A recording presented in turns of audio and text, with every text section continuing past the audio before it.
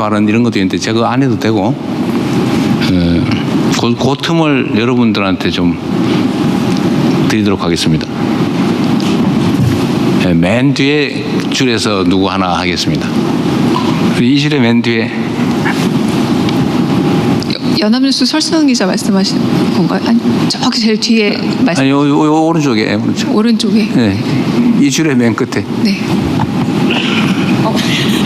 안녕하세요. 저 한겨레 엄정 기자입니다.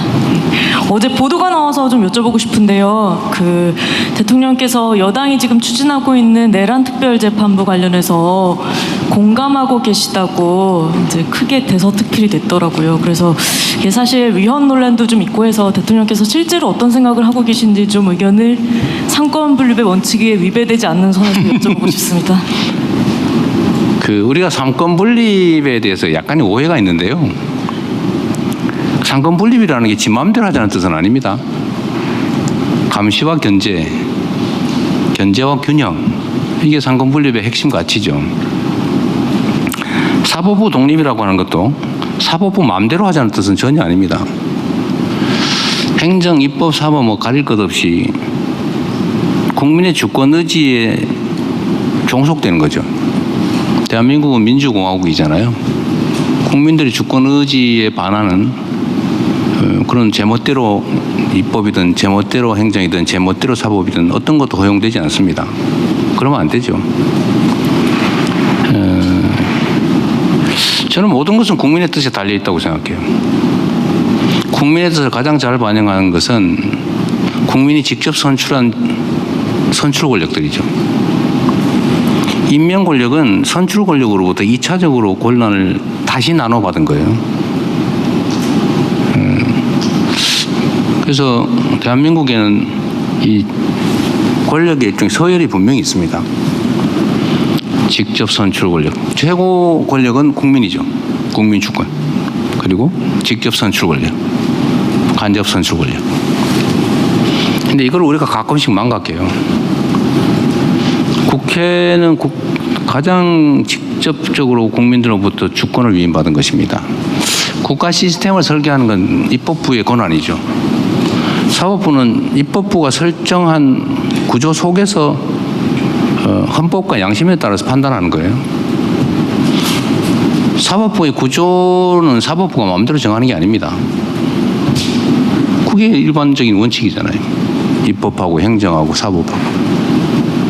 근데 이게 지금 깨지고 있어요. 대한민국은 민주공화국인데 근데 국민들의 주권 의지가 발현되는 장치가 정치 아닙니까? 정치. 그리고 사법이란 정치로부터 사실은 간접적으로 권한을 받은 거예요. 근데 이 어느 날 전도됐습니다. 대한민국이 사법국가가 되고 있어요. 사법이 모든 걸 결정해요. 정치가 사법에 종속됐어요. 그리고 위험한 나라가 됐습니다. 그 결정적 형태가 정치검찰이죠. 나라가 망할 뻔했잖아요.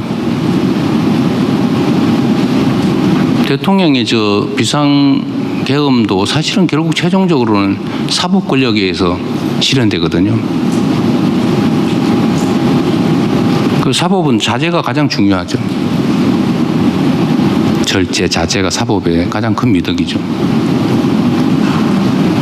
그런데 저는 국민의 시각에서 봐야 된다. 그리고 국민의 시각에서 또는 국민이 요구하는 제도, 시스템 이거는 존중돼야 되는 거죠. 가장 최종적으로 강력하게 존중돼야 될 게 바로 국민의 주권 의지다. 국민의 뜻이 정말로 중요하다고 생각합니다. 위헌 얘기하던데 그게 뭐 위헌이에요? 그렇게 논쟁을 하면 안 된다는 거예요. 헌법에 그래 돼 있죠. 판사는 대법관이 임명한다. 대법원을 최종심으로 한다. 그렇게 돼 있어요. 그렇게 하면 되잖아요. 거기에 어긋나면 모르겠는데 그게 아니면 입법부를 통한 국민의 주권 의지를 존중해야죠. 내용이 뭐가 될지 저는 모르겠어요. 그러나 저는 행정을 하는 사람으로서 대한민국을 대표하지 않습니까? 그리고 국민들로부터 집행 권한을 위임받은 사람이죠. 그래서 입법이든 사법이든 정도에서 벗어나지 않게 하는 것도 제 역할이라고 보기 때문에 입법부와 사법부가 이 문제로 다투면 저도 의견을 낼 수는 있죠. 나갔죠. 그래서 말씀드리는 겁니다. 국민의 주권 의지가 가장 중요하다. 이걸로 마치도록 하겠습니다.